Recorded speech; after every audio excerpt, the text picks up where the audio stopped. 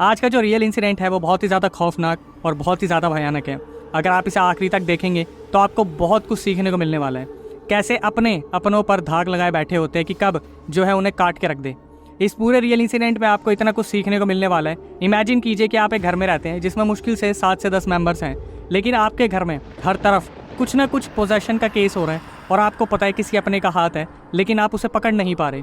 और जब आप बिल्कुल उस गुत्थी सुलझाने के मौके पर आते हैं तब आपके सामने एक ऐसा सच खुलता है जिसको देखने के बाद, सुनने के बाद आपके पैरों तले ज़मीन खिसक जाती है। दीक्षा ने अपनी रिकॉर्डिंग में बताया कि अक्षय भाई मेरे पिताजी इंजीनियर थे। जब दीक्षा पैदा नहीं हुई थी उनके पापा की पहले ही एक शादी हो चुकी थी। शादी का जो रीज़न था वो होता है ना कि बुजुर्ग आपस में एक डिसीज़न बना लेते हैं कि ज़मीन के चक्कर में या फिर कोई ना कोई कॉम्प्रोमाइज़ करने के चक्कर में दीक्षा के पापा की शादी करा दी थी एक ऐसी लड़की से जिसको दीक्षा के पापा ने आज तक देखा भी नहीं था। मैरिज वाले दिन फर्स्ट टाइम दीक्षा के पापा ने देखा उस औरत को और उस औरत से कहीं ना कहीं एक कॉम्प्रोमाइज़ वाली चीज़ हो गई थी। दीक्षा ने अपनी रिकॉर्डिंग में बताया कि अक्षय भाई मेरे पापा और मेरी जो बड़ी मम्मी थी, मतलब जिनसे उनकी पहले शादी हुई थी, उनकी शादी हुई। शादी के बाद इनके पापा को जो उनकी बड़ी मम्मी थी, मतलब जिनसे पहली शादी हुई थी, उनसे 3 लड़कियां और एक लड़का हुआ था। कुछ टाइम बाद दीक्षा के जो पापा थे वो गांव को छोड़ के शहर जाने की कोशिश करते हैं क्योंकि उनके एम्बिशंस बहुत बड़े थे और वो एक प्रॉपर इंजीनियर फील्ड में जाना चाहते थे। वो उस गाँव वाली जगह को छोड़ के पोखरा मूव हो जाते हैं और पोखरा में इनकी मुलाकात होती है दीक्षा की मम्मी से, मतलब जिनसे उनकी सेकंड मैरिज होती है। सेकंड मैरिज होने के बाद उन्होंने अपनी ज़िंदगी में बहुत सारे स्ट्रगल्स देखे क्योंकि अपनी फैमिली को इस चीज़ के लिए एग्री करना कि उन्होंने सेकंड मैरिज की है या वो करने जा रहे हैं, और फर्स्ट मैरिज से उन्हें ऑलरेडी 4 बच्चे थे। कैसे ना कैसे दीक्षा के जो पापा थे उन्होंने अपने मम्मी पापा को मना लिया इस चीज़ को लेके कि वो सेकंड मैरिज करना चाहते, क्योंकि फर्स्ट मैरिज जो हुई थी वो एक कॉम्प्रोमाइज़ थी, बिना दिखाए उनसे शादी करवाई गई थी और वो काफ़ी छोटे थे, शायद उनका बाल विवाह रहा होगा उस टाइम पर। दीक्षा के पापा ने दूसरी मैरिज की और वहाँ से 2 बच्चे हुए। सबसे पहले दीक्षा, जिन्होंने पूरा रियल इंसिडेंट बताया, उसके बाद उनका एक छोटा भाई। दीक्षा ने बताया कि अक्षय भाई मेरे पापा ने सारे बच्चों को, सारी रिस्पॉन्सिबिलिटी को एक साथ लिया। दीक्षा ने बताया कि मेरे पापा की 6 संतानें हो गई। पहली मम्मी से 4 बच्चे और जो मेरी मम्मी है उनसे 2 बच्चे, मतलब ये और इनके छोटे भाई। इनके पापा ने सारी रिस्पॉन्सिबिलिटी निभाई। 2 बड़ी बहनों की शादी कराई, मतलब जो पहली मम्मी से 4 बच्चे थे उसमें जो 2 लड़कियाँ थी उनकी शादियाँ करवाई। पैसा अच्छा खासा खर्च होता था, लेकिन इनकम इतनी जनरेट नहीं हो पाती थी। बाय प्रोफेशन दीक्षा ने बताया कि मेरी जो मम्मी है वो अभी डेंटिस्ट है। और दीक्षा के साथ ये पूरा रियल इंसिडेंट हुआ 2019 में, जहाँ पर वो सिर्फ और सिर्फ 7th क्लास में थी। दीक्षा ने बताया कि अक्षय भाई मेरे दादा दादी, मतलब मेरे पापा के मम्मी और पापा पहले वाली मम्मी के पास रहते थे, मतलब जो पहले वाइफ थी उनके साथ रहते थे और उनके बच्चों का सारा ध्यान उन्हीं ने रखा था। जबकि दीक्षा के पापा और मम्मी हमेशा शहर की तरफ रहे थे, वो दीक्षा और उनके छोटे भाई का ध्यान रखते थे। दीक्षा ने अपनी रिकॉर्डिंग में बताया कि अक्षय भाई हमारे परिवार में कभी किसी चीज़ की कमी नहीं रही। मतलब ये लोग कभी जब अपनी पहले परिवार में जाया करते थे, गाँव में जाया करते थे मिलने के लिए, तो इनमें काफ़ी अच्छा प्यार था। जो बड़ी मम्मी थी वो भी बच्चों को बहुत प्यार करती थी, जो दूसरी मम्मी थी वो भी आपस में सब कुछ घुल मिल के रहते थे, परिवार में किसी चीज़ की कमी नहीं थी। लेकिन जब दीक्षा 7वीं क्लास में आई, काफ़ी छोटी थी वो और ये लोग शहर में रहते थे, तभी 1 साल के अंदर अंदर दीक्षा के जो दादा दादी थे वो एक्सपायर हो गए। बड़ा ही अजीब माहौल हो गया और इन्होंने ये डिसाइड करा कि जहाँ पर ये अभी रह रहे हैं शहर में, वहाँ पर ये रेंट दे के रह रहे हैं, तो क्यों ना हम अपने गाँव वाले घर में परमानेंटली मूव हो जाएं और पूरी फैमिली एक साथ रहे। लेकिन दीक्षा ने बताया कि शायद अक्षय भाई मेरे पापा का ये सोचना अपना सबसे बड़ा गलत डिसीजन था और ये नहीं पता था कि ये सब मौत के मुँह में जाने वाले हैं। दीक्षा ने बताया कि अक्षय भाई, मैं, मेरे मम्मी पापा और मेरा छोटा भाई हम गांव में मूव हो गए। दीक्षा ने गांव वाले घर का पूरा नक्शा बताया कि अक्षय भाई हमारा 3 मंजिल का घर था। ग्राउंड फ्लोर, फर्स्ट फ्लोर हम लोगों ने रेंट पे दे रखे थे। सेकंड फ्लोर पे मैं और मेरी फैमिली रहती थी। थर्ड फ्लोर पे जो बड़ी मम्मी थी और उनकी बेटी रहा करती थी। बेटे को ऑस्ट्रेलिया भेज दिया गया था। अभी एक बहुत बड़ा क्वेश्चन उठता है कि ऑस्ट्रेलिया क्या करने गया, कैसे गया, किसने भेजा। दीक्षा ने बताया कि अक्षय भाई मेरी बड़ी मम्मी से जो बच्चा हुआ था, जो सबसे छोटा वाला भाई था, वो पढ़ने में बहुत ही ज़्यादा टैलेंटेड था, लेकिन बड़ी मम्मी के पास इतने पैसे नहीं थे। जिस फैमिली से वो बिलोंग करती थी उनके पास भी इतने पैसे नहीं थे कि उसे हायर एजुकेशन के लिए किसी अच्छे स्कूल में पढ़ाया जाए। तो दीक्षा की मम्मी ने, जो डेंटिस्ट हुआ करती थी, उन्होंने अपने ससुराल से जो जेवर वगैरह लेके आई थी, ज्वेलरीज लाई थी, उन्हें बेचकर बड़ी वाली मम्मी के लड़के को ऑस्ट्रेलिया भेजा और वहाँ पर वो प्रॉपरली ऑस्ट्रेलिया में पढ़ा करता था। दीक्षा ने बताया कि अक्षय भाई 1 हफ्ते तक तो बिल्कुल ठीक रहा सब कुछ, हमारे घर में कोई दिक्कत नहीं थी, लेकिन 1 हफ्ते बाद अचानक से बड़ी मम्मी का रवैया बदल गया। जैसे उन्हें हमें वहाँ पर रहते हुए देख या चैनल को सब्सक्राइब करो पहले। हाँ जल्दी करो, मुझे पता है कि आप लोग नहीं करते, वीडियो देखते हो लेकिन सब्सक्राइब नहीं करते। लाल कलर का बटन नहीं से दबाओ, जल्दी दबाओ, जल्दी दबाओ, फिर मैं शुरू करूँ। दबा दो जल्दी, दबा दिया, घंटे में दबा देना, ठीक। खुश होते हुए देख बहुत जलन होने लगी। पापा ऑफिस जाते थे, मम्मी ऑफिस जाती थी, लेकिन जब वो लोग वापस आते थे तो बड़ी मम्मी उनसे बेवजह लड़ा करती थी। उन्होंने अजीब अजीब सी स्टेटमेंट देनी शुरू कर दी कि अभी तक तो तुम वहाँ रह रहे थे, जैसे ही तुम्हारे माँ बाप गुजर गए तुमने इस घर पे कब्जा कर लिया, तुम्हें क्या लगता है तुम आगे जाके यहाँ सुकून से रह लोगे। हम तुम्हें नहीं रहने देंगे, ये बड़ी मम्मी सबके सामने बोला करती थी। दीक्षा ने बताया कि अक्षय भाई मेरे जो पापा है ना, उनका हमेशा से एग्रेशन लेवल बहुत ज़्यादा रहा है। मतलब क्योंकि वो अपने पैरों पे स्टैंड हुए, उन्होंने सब कुछ खुद करा, सारे खर्चे मैनेज करे, तो वो किसी की सुना नहीं करते थे। तो जो बड़े पापा थे और जो बड़ी मम्मी थी, उनकी बहुत बहसाबासी हुआ करती थी। हालांकि दीक्षा ने बताया कि मेरी मम्मी, मैं और मेरा छोटा भाई, हम कभी लड़ाई के बीच में नहीं आते थे। पापा ही बड़ी मम्मी से बहस करते रहते थे और ये बहस जो थी अलग ही लेवल पर चली जाती थी। रोज़ इन चीज़ों को देखकर दीक्षा बहुत परेशान हो गई थी। दीक्षा ने बताया कि अक्षय भाई, मैं स्कूल से आती और घर पे जाना मेरी मजबूरी हुआ करती थी, वरना मेरा 1% मन नहीं करता था घर जाने का। दीक्षा ने बताया कि अक्षय भाई, मैं शहर में बहुत खुश रहा करती थी। यहाँ वापस आके जैसे मैं इतना ज़्यादा घुट गई थी, इतना ज़्यादा बंद गई थी कि मैं किसी से बात करना पसंद नहीं करती थी। मैं चिड़चिड़ी हो गई थी। ये लड़ाइयाँ दिन पे दिन बढ़ती गई। दीक्षा ने बताया कि एक दिन वो सेकंड फ्लोर पे अपने मम्मी पापा के साथ बैठी हुई थी, सब खाना खा रहे थे। अचानक से उनकी बड़ी मम्मी को पता नहीं क्या होता है और वो अचानक से चिल्लाना शुरू करती है कि बचाओ बचाओ, ये आदमी मुझे मारने पर तुला हुआ है, ये मुझे रोज़ मारता है, बचाओ। इनकी बड़ी मम्मी ने चिल्ला कर पूरे मोहल्ले को इकट्ठा कर लिया। दीक्षा ने बताया कि ये सब होते देख उनके पापा इतने ज़्यादा एग्रेसिव हो गए, वो सीधा उनके पास गए और बोले कि तुम हमारी लाइफ से क्या चाहते हो। तो उनकी बड़ी मम्मी ने बोला कि इस घर को छोड़ के यहाँ से चले जाओ हमारे हाल पर, और तुम्हें पैसे भी देने पड़ेंगे, तुम हमारा ध्यान भी रखोगे, लेकिन इस घर में तुम वापस मत आना, जैसे तुम पहले गए थे वैसे ही चले जाओ। इतनी ज़्यादा बहस हुई, मोहल्ला इकट्ठा हो गया। मोहल्ले ने दोनों पक्ष के लोगों को समझाया, मतलब बड़ी मम्मी को और पापा को बहुत मुश्किल से समझाया और रिलैक्स कर दिया। दीक्षा ने बताया कि अक्षय भाई, मेरे पापा नीचे आए और सारा लॉक कर दिया गया घर, नीचे से कुंडी लगा दी और उस नीचे वाली कुंडी की चाबी हमेशा मेरी बड़ी मम्मी के पास हुआ करती थी। दीक्षा ने बताया कि अक्षय भाई, बहुत बुरा माहौल हो गया। पापा ने बड़ी मुश्किल से सारी चीज़ों को रिलैक्स किया और जब वो सेकंड फ्लोर पे आए तो अचानक से उनकी चेस्ट में पेन होना स्टार्ट हो गया। दीक्षा ने बोला कि मैं और मेरी मम्मी समझ गए थे कि हार्ट अटैक आया या कुछ ना कुछ बहुत ऐसी चीज़ हुई है जो हाथ से बाहर निकलने वाली है। दीक्षा ने बताया कि नीचे वाले गेट की चाबी ऊपर वाली मम्मी के पास थी। मैं फटाफट वहाँ भागी। दीक्षा ने बहुत आवाज़ें लगाई कि पापा को हार्ट अटैक आ रहा है, पापा की चेस्ट में पेन हो रहा है, प्लीज़ चाबी दे दो। लेकिन थर्ड फ्लोर पे जो बड़ी मम्मी बैठी थी उन्होंने चाबी नहीं दी। इन्होंने क्या करा, दीक्षा ने नीचे गई और वहाँ पर एक ईंट पड़ी हुई थी, उससे उस गेट के दरवाजे को तोड़ा जो नीचे कुंडी लगी हुई थी और बाहर निकली। फटाफट से मम्मी को बोला फ़ोन करो और एम्बुलेंस को बुलाओ। एम्बुलेंस आती है, इनके पापा को लेके जाती है। हॉस्पिटल में पहुँचने के बाद वहाँ पर डॉक्टर एक ऐसी स्टेटमेंट देते जिसको सुनने के बाद बहुत हैरानी वाला माहौल हो गया। डॉक्टर ने बोला अगर आप सिर्फ 1-2 मिनट लेट हो जाते तो शायद हम आपके पापा को बचा नहीं पाते। पापा पूरी रात इनके आईसीयू में रहे जहाँ पर क्रिटिकल सिचुएशन थी और डॉक्टर आके बोलते कि बड़ी मुश्किल से इन्हें बचाया गया है, क्योंकि इनके पापा को ऑलरेडी 2 हार्ट अटैक आ चुके थे जहाँ पर इनके पापा ने खुद को संभाल लिया था, लेकिन ये एक मेजर हार्ट अटैक था जिससे बचे थे। और डॉक्टर ने बोला कि अब अगर ऐसी टेंशन दोबारा आई तो शायद हम इन्हें बचा नहीं पाएंगे। सुबह आके डॉक्टर्स ने बोला कि ठीक है अभी ये आउट ऑफ डेंजर है, लेकिन फिर भी हम इन्हें जनरल वार्ड में रखेंगे और ऑब्जर्वेशन में एक दिन इन्हें अपने पास रखेंगे। दीक्षा ने बोला कि मेरी मम्मी और मैं छोटे भाई को सुलाकर हम हॉस्पिटल में रहा करते थे। 2-3 दिन ये हॉस्पिटल में रहे, उसके बाद डिस्चार्ज के बाद इनके पापा घर पे आ गए। इनके पापा ने सबसे बात करना बंद कर दिया, वो सिर्फ अपने काम पे जाते और वापस आ जाते। उसी दौरान इनके पापा की नई जॉब लगी, प्रिंसिपल बन गए वो स्कूल के, क्योंकि हाईली एजुकेटेड इनके पापा हुआ करते थे उस टाइम के। धीरे धीरे चीज़ें ठीक होने लगी और दीक्षा ने बताया कि 7वीं क्लास जब उनकी निकली उसके बाद वो 8th क्लास में आ गई जहाँ पर लॉकडाउन लग गया। लॉकडाउन लगने के बाद घर में ऐसी सिचुएशन रहा करती थी, लेकिन बड़ी मम्मी को भी शायद ये पता था कि मेरे पापा को कहीं ना कहीं हार्ट अटैक आया था और अगर पंगे लिए गए तो उनको भी खर्चे के पैसे नहीं मिलेंगे। तो बड़ी मम्मी ने अपने आप को शांत कर लिया, लेकिन ये शांति बहुत देर की नहीं थी। लॉकडाउन के दौरान उन्होंने अपने घर से सारी तैयारी की, पेपर्स दिए, फिर वो दोबारा 9th क्लास में पहुंच गई। 9th क्लास में उन्होंने अच्छे से पढ़ाई की, उसके बाद वो 10th में आ गई। दीक्षा ने बताया कि अक्षय भाई 2-3 साल ज़िंदगी के बड़े सुकून से निकलने की कोशिश की गई, लेकिन फिर जब वो 10th क्लास में आ गई तो दीक्षा ने बताया कि मुझे पता नहीं क्या हो गया। मैं स्कूल जाती लेकिन मैं किसी से बात भी नहीं करती थी। मैं एक फूडी पर्सन हुआ करती थी, लेकिन मेरे को खाना पसंद नहीं आता था। दीक्षा ने बताया कि मैं और लड़कियों से थोड़ी सी फैटी हूँ, लेकिन मेरे को जितना खाना अच्छा लगता था मैं उतना ही दूर जा रही थी खाने से। जब वो 10th क्लास में आ गई, बोर्ड्स वगैरह की तैयारी चल रही थी, दीक्षा ने बताया कि अक्षय भाई हमारे साथ ऐसा होता था कि जैसे हमें अगर कपड़े सुखाने हैं तो हमें छत पे ही सुखाने पड़ेंगे, लेकिन जब मम्मी कपड़े छत पे सुखा के आती और रात को कलेक्ट करने के लिए जाती या शाम को कलेक्ट करने के लिए जाती तो उन कपड़ों की पोजीशन चेंज हुआ करती थी और कभी कभी वो कपड़े फटे हुए मिलते थे। रेफरेंस के लिए एक फ़ोटो दी है, आइए उस फोटो को देख लेते हैं। इस फोटो को देखने के बाद आपको पता चल रहा होगा कि जैसे दीक्षा खुद भी अगर ऊपर कपड़े लेने जाती थी या उनकी मम्मी जाती थी तो उनके नए नए कपड़े वहाँ पर फटा मिला करते थे। इस बात पे काफ़ी बहसाबासी हुआ करती थी, लेकिन फिर भी ये जो दीक्षा की मम्मी थी, दीक्षा थी, हमेशा शांत रहा करते थे इस चीज़ को छोड़ के कि इंसान की जान से बढ़ के क्या होगा, ये कपड़े तो क्या ही होंगे, छोटी मोटी चीज़ें होती रहती है, पता नहीं कौन कर रहा है, शायद कोई जानवर हो, लेकिन कहीं ना कहीं सबको अंदाज़ा था कि कौन करने वाला है। दीक्षा ने बताया कि ये चीज़ें तो लाइफ में चली रही थी, लेकिन जब वो 10th क्लास में आई तो उनका जिस दिन बर्थडे था वो स्कूल में थी, और उनकी जो फ्रेंड्स थी उन्होंने शायद प्लान किया था कि वो दीक्षा के लिए कुछ गिफ्ट लेके आएंगे, लेकिन दीक्षा को बताएंगी नहीं, वो उनके बैग में रख देंगी। तो दीक्षा के जन्मदिन वाले दिन जो उनकी फ्रेंड थी वो उनके बैग में गिफ्ट रखने के लिए आगे बढ़ती है, और जब बैग खोलती है तो वहाँ पर देखती है कि एक डायरी रखी है। ये डायरी उनके लिए बहुत नई थी, क्योंकि दीक्षा अपनी बेस्ट फ्रेंड से कुछ भी छुपाती नहीं थी। दीक्षा की जो फ्रेंड थी वो वहाँ से उनकी डायरी निकालती है, गिफ्ट उनके बैग में डालती है, उस डायरी को पढ़ना शुरू करती है। तो उस डायरी के अंदर बहुत ही ज़्यादा अनयूजुअल इमेजेस बनी हुई थी, गोस्ट की, स्पिरिट्स की, चुड़ैल की, अजीब अजीब सी आकृति बनी हुई थी वहाँ पर।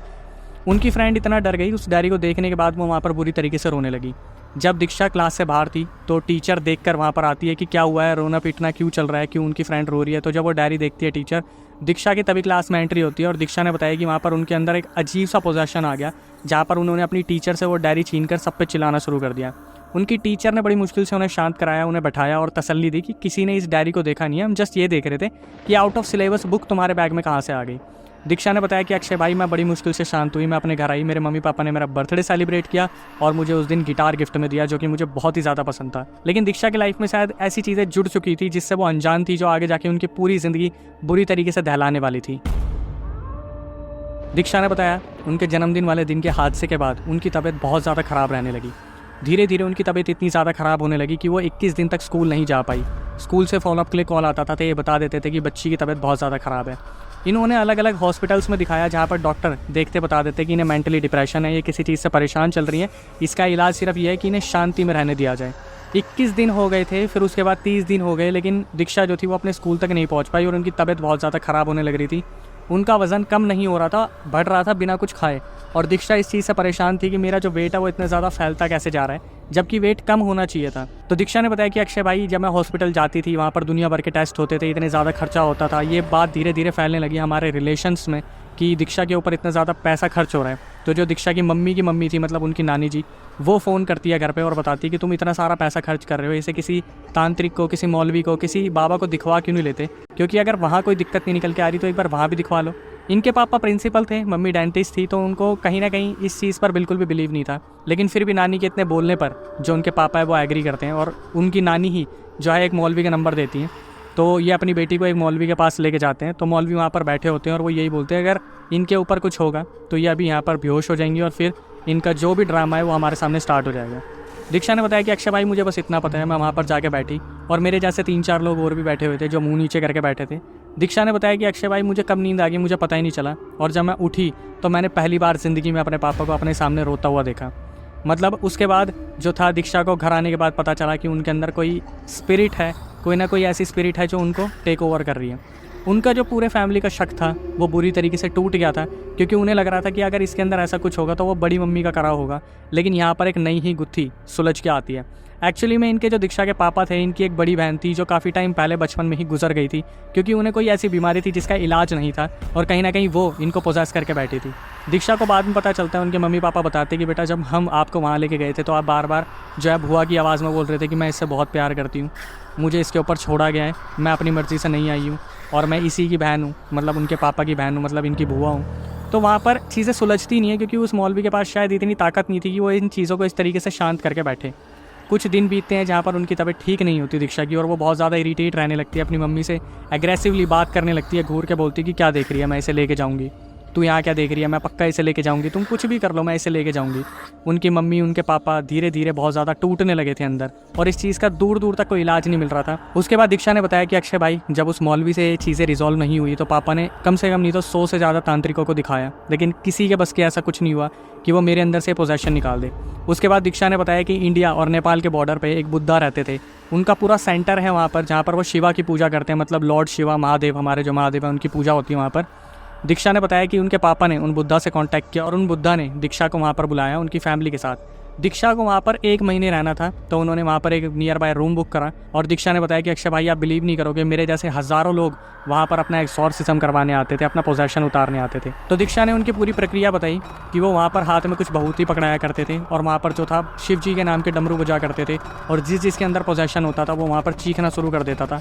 बुद्धा ने वहाँ पर उनका इलाज करा, पूरी तरीके से इलाज करने की कोशिश की, और फिर पता चला कि वो जो एंटिटी उनके अंदर आती थी भुआ की, वो भेजने वाली उनकी बड़ी मम्मी ही थी। दीक्षा की जो बड़ी मम्मी थी उन्होंने ही ये सब कुछ करा हुआ था। और बुद्धा ने वहाँ पर और भी चीज़ें बताई जिसको सुनने के बाद सब हैरान रह गए। वहाँ पर सिर्फ़ और सिर्फ उनकी बड़ी मम्मी का हाथ नहीं था, एक औरत थी जो दीक्षा के पापा के कई कज़न की मम्मी थी जो अपने टाइम पर मर चुकी थी, जिन्हें डायन कहा जाता था। और वो इनकी मम्मी की मतलब बड़ी मम्मी की गुरु हुआ करती थी वो जो डायन थी। लोग कहते थे इनके घर के आगे से गाय को भी मत ले जाना, दूध देना बंद कर देगी, इतना ज़्यादा लोग डरा करते थे। वो जो डायन वाली एंटिटी थी, जब बुद्धा वहाँ पर इलाज कर रहे थे तो वो दीक्षा के शरीर में आती है और बोलती है कि मेरे को आदेश मिला है, मुझसे मदद मांगी गई है। वो जो बड़ी मम्मी है उसने इनके पापा की बहन को भी बुला लिया इसके शरीर में, दीक्षा के मतलब जो बुआ हुई। और जो डायन वाली एंटिटी थी वो भी इसके अंदर आ रखी थी। दीक्षा ने बोला कि भाई मेरा ऐसा बुरा हाल हो गया वहाँ पर, मैं रोज़ वहाँ पर जाती, रोज़ उनके बीच में बैठती और रोज़ महादेव की आरती हुआ करती और महादेव का पता नहीं कितने शंख बजते थे, क्या क्या होता था। दीक्षा ने बताया कि 1 महीने तक मैं वहाँ जाती रही जहाँ पर मेरे ऊपर मल्टीपल पोजेशन होते थे। मैं बुरी तरीके से चिल्लाती, मैं बेहोश हो जाती, फिर मैं वहाँ पर हज़ारों लोगों के बीच में बैठती और उन्हें पोजेस होते देखती, एक्सोर्सिज्म होते देखती। मैं इतनी ज़्यादा टूट गई थी, मेरे को कुछ भी समझ नहीं आ रहा था। बड़ी मुश्किल से 1 महीना ही हुआ था जब मेरे अंदर ये पोजेशन होने कम हुए थे। तो वहाँ पर जो बुद्धा थे उन्होंने बताया कि ठीक है अब आप लोग घर जा सकते हैं। ये लोग अपने घर वापस आ जाते हैं। दीक्षा ने बताया कि अक्षय भाई इतना सब कुछ होने के बाद मैंने सोचा सब कुछ ठीक हो गया, लेकिन नहीं, उसके बाद चीज़ें और भी ज़्यादा वर्स्ट होने लगी। दीक्षा ने बताया कि मैंने अपने स्कूल कंटिन्यू कर लिए। एक दिन स्कूल में प्रेयर हो रही थी, उन्होंने बोला मुझे नहीं पता, मैं बस वहाँ पर खड़ी हुई थी, मुझे ऐसा लगा जैसे कोई ब्लैक सर्कल मेरी तरफ आ रहा है और जैसे जैसे वो मेरे पास आ रहा है मैं अचानक से वहाँ पर बेहोश हो गई। जब मैं उठी तो मेरे पेरेंट्स वहाँ पे आ रखे थे जो बुरी तरीके से डर रहे थे, मतलब मेरे अंदर कोई चीज़ आई थी जिसने पूरे स्कूल में ड्रामा करा था। मेरे टीचर्स ने मुझे वापस भेज दिया और ये लोग सीधा उन्हीं बुद्धा के पास वापस गए। तो बुद्धा के पास जब ये वापस गए तो बुद्धा ने बोला कि ठीक है एक बार हमें घर पे आके देखना पड़ेगा, क्योंकि समस्या शायद दीक्षा के ऊपर कम उनके घर से सारी शुरू हो रही है। तो बुद्धा इनको घर भेजते हैं और दीक्षा ने बताया कि अक्षय भाई रात की बात है, बुद्धा हड्डी वगैरह लेके सारा सामान लेके हमारे घर पे आते हैं रात के 12 बजे के बाद, जब वहाँ पर कोई भी नहीं था। और दीक्षा ने बोला अक्षय भाई सबसे अजीब चीज़ जो थी ना, वहाँ पर जो 2-4 बुद्धा आए थे वो अचानक से घर में घुसे और उन्होंने एक अलग सी जगह देखी और उस सीमेंटेड जगह को खोदना शुरू कर दिया, जैसे उन्हें दिख रहा है कि अंदर कुछ है। दीक्षा ने बताया कि हम सब वहाँ पे खड़े होकर देख रहे थे चारों और किसी को कुछ मालूम नहीं था। खोदते टाइम उन बुद्धा को अंदर से एक पैर की हड्डी मिली, जैसे घुटने के नीचे की लंबी हड्डी होती, जैसे वहाँ पर किसी ने गाड़ रखी थी। और देखते ही देखते जो सबसे हैरानी वाली चीज़ थी, जब बुद्धा वहाँ पर खोद रहे थे अचानक से एक छोटा सा जानवर, जैसे कोई छोटा सा सूअर हो, छोटा सा सूअर काला सा बिल्कुल वहाँ पर निकल के भागा और गेट के सामने से सबके निकल गया। दीक्षा ने बताया कि अक्षय भाई हम सब खड़े थे, हमारे पैरों तले ज़मीन खिसक गई, हमारे रोंगटे खड़े हो गए ये देखकर कि ज़मीन में से कोई जानवर ऐसे कैसे निकल के भाग सकता है। बुद्धा ने बताया कि एक्चुअल में यहीं से सब कुछ शुरू हुआ है और आपके घर में ये जो काले जादू का सारा सामान है ये गाड़ा गया था आपके आने से पहले।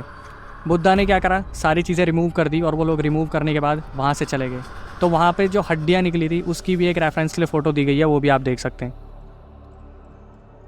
जब बुद्धा वहाँ से चले गए तो दीक्षा को लगा कि सब कुछ सही हो गया है, लेकिन फिर भी दीक्षा ने बताया कि अक्षय भाई मेरे अंदर ऐसे चीज़ें होने लगती थी जहाँ पर समझ नहीं आता था कि क्या करा जाए क्या ना करा जाए। दीक्षा ने बताया कि अक्षय भाई जैसे जैसे शाम होती थी मेरा मूड फ्लक्चुएट होता था और मैं अपने मम्मी को बोलती थी कि मुझे नानी के पास ले चलो, कभी मुझे दादी के पास ले चलो, कभी मामा के उस वाले घर पर ले चलो। दीक्षा ने बताया कि अक्षय भाई मेरे मम्मी पापा रात के 2 बजे कभी मुझे उधर लेके जा रहे हैं नानी के पास, कभी दादा वाले घर में लेके जा रहे हैं, कभी मामा वाले घर में लेके जा रहे हैं। मतलब दीक्षा बहुत परेशान करने लगी थी। तो एक दिन जब ये अपनी नानी के घर पे थी अचानक से ये पूरी जीभ निकालती है और बाहर बोलती है कि मैं माता हूँ काली माता और मेरी पूजा करो। तो वहाँ पर सब उठ जाते हैं, उन्हें सही में लगता है कि काली माता जो है दीक्षा के शरीर में आ गई है इतनी लंबी जीभ निकालने के बाद। तो सब वहाँ पर पूछते कि माता आपके लिए हम क्या करें। तो सब टीका लगाने के लिए आगे बढ़ते हैं। तो वो बोलती है मैं लाल टीका नहीं लगाऊंगी, मेरे काला टीका लगाओ, मैं काली माता हूँ। इनकी जो मम्मी थी दीक्षा की वो लगा देती है टीका। उसके बाद जो नानी थी वो थोड़ा सा सोचती कि ऐसे कैसे काली माता आके काला टीका लगवा रही है। तो दीक्षा की जो नानी थी वो अचानक से बोलती कि आप ये गंगा जल धारण करो। तो वो काली माता बनने की जो एक्टिंग कर रही थी वो बोलती है नहीं, मैं इसे कैसे धारण कर लूँ, मैं अभी अपने उस रूप में हूँ जहाँ पर मैं मदिरा पीती हूँ, मैं खून पीती हूँ, ये सब कुछ करती हूँ। उनकी जो नानी थी दीक्षा की उन्होंने गंगा जल मारा और अचानक से खुलासा होता है कि ये एंटिटी अभी भी इनके शरीर में है, वो अभी भी नहीं निकली। अब इसको देखने के बाद सब वहाँ बहुत ज़्यादा परेशान थे कि हम क्या करें क्या ना करें। तो इतना सब कुछ होने के बाद वहाँ पर सब परेशान हो जाते कि हमने इतना सब कुछ कर लिया लेकिन लड़की अभी भी ठीक नहीं हुई है और इसके 10th के बोर्ड्स भी आ रहे हैं, तो पता नहीं कैसे चीज़ें काम करेगी नहीं करेगी।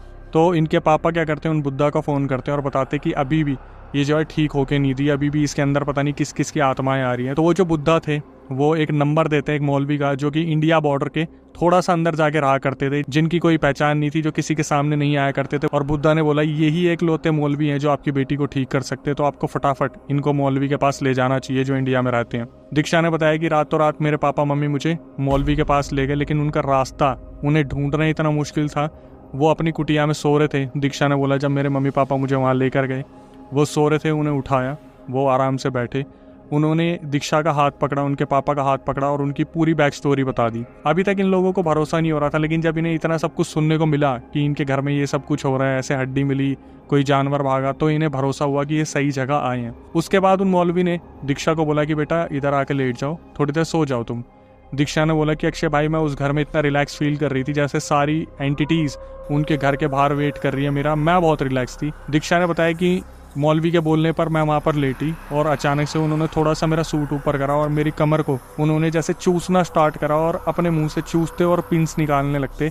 उनके मुंह से 21 पिंस निकली, 21 पिंस निकली। और इस चीज़ को देखकर उनके पापा, उनकी मम्मी और दीक्षा सब हैरान थे कि ये 2 घंटे से हमसे बातचीत कर रहे हैं, अगर इनके मुंह में पिन होती तो कहीं से तो चुभती, कहीं कुछ होता, लेकिन उन मौलवी ने इनके सामने 21 पिन निकाल के वहाँ पर फेंकी। उसके बाद दीक्षा ने बताया कि अक्षय भाई जब वो 21 पिन मेरी बॉडी से उन्होंने निकाली तब मैं बिल्कुल रिलैक्स फील हुई। मैं वहाँ पर 1-2 घंटे आराम से सोई। हमने मौलवी के वहाँ पर पैर छुए, उनका आशीर्वाद लिया और फाइनली हम अपने नेपाल वापस आ गए। नेपाल वापस आने के बाद दीक्षा ने बताया कि अक्षय भाई मैं बिल्कुल ठीक हो गई, मेरे साथ कुछ नहीं होता था, लेकिन हमारे घर में पैरानॉर्मल एक्टिविटीज़ होती थी, जैसे अपने आप नल चलते थे, अपने आप लाइट ऑन होती थी, ऑफ होती थी। हमने उन मौलवी से कांटेक्ट किया और मौलवी ने बताया कि अभी कुछ टाइम लगेगा, मैं अभी नेपाल नहीं आ सकता, मुझे कुछ काम है। तो 1-2 हफ्ते बीतने के बाद मौलवी का फ़ोन आता है इनके पास कि मैं फाइनली किसी काम से नेपाल आ रहा हूँ, तो अब मैं आपके घर को देख लूँगा, तो मुझे बता दीजिए एड्रेस क्या है। तो मौलवी जब घर के बाहर पहुंचे, मौलवी ने ऊपर देखा और बोला कि नहीं, मैं अंदर नहीं आऊँगा। इस घर को तो शापित बना रखा है, इस घर के अंदर इतना सब कुछ है जहाँ पर हर जगह कुछ ना कुछ गाड़ा हुआ है। आपके घर में पूरी तरीके से एंटिटीज को छोड़ रखा है और छोड़ने वाली और कोई नहीं है। तो 3rd फ्लोर पे आपकी बड़ी मम्मी रहती है, वही है। मौलवी से बहुत ज़्यादा रिक्वेस्ट की जाती है। उसके बाद मौलवी जो है पहले तो घर में घुसने से पहले कोई वहाँ पे यज्ञ करते हैं, पता नहीं क्या हवन होता है, क्या होता है। उसके बाद जब वो घर में जाते हैं तो 3 कीलें उन्होंने ठोकी, जो मैंने तो आज से पहले कभी नहीं देखी, लेकिन रेफरेंस के लिए हमें दीक्षा ने दी, तो अब आप वो देख लीजिए।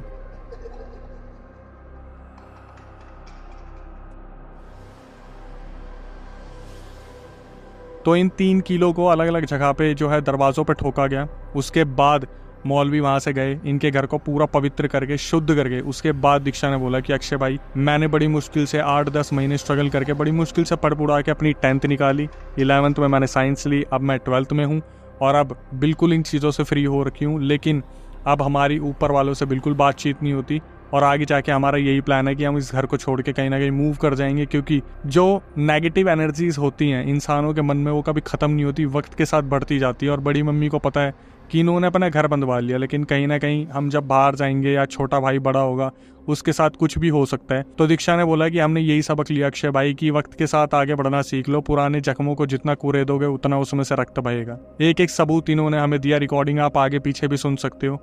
आखिरी में बस एक ही सलाह है कि भाई अब किस पे भरोसा करा जाए। यहाँ पर तो खैर एक नया ही हिस्सा आ गया था कि दूसरी शादी होगी तो पहली शादी वालों को तो दिक्कत होगी, लेकिन आप यहाँ पे संभल के रह सकते हैं कि जब आप घर पे नहीं है तो आपके घर ना होने की मौजूदगी में कुछ आपके आगे पीछे आपके रिश्तेदार ना करवा दें या आपके खुद के जॉइंट फैमिली के मेंबर ना करवा दें, आपको मालूम भी नहीं चलेगा कितना बड़ा हादसा था कि सीमेंटेड जो नीचे ज़मीन थी उसके नीचे से हड्डी निकली और ऐसे ब्लैक मैजिक का सामान निकला। तो आपकी सेफ्टी आपके हाथ में है। आखिरी में आके भाई मैं आपसे क्या चाहता हूँ, सिर्फ इतना चाहता हूँ कि हम पैरानॉर्मल अवेयरनेस वीडियो आपके लिए लाते हैं, तो आप चैनल को सब्सक्राइब तो कर लो, बेल नोटिफिकेशन ऑन कर लो, ताकि हमारा मोटिवेशन इसी तरीके से बना रहे।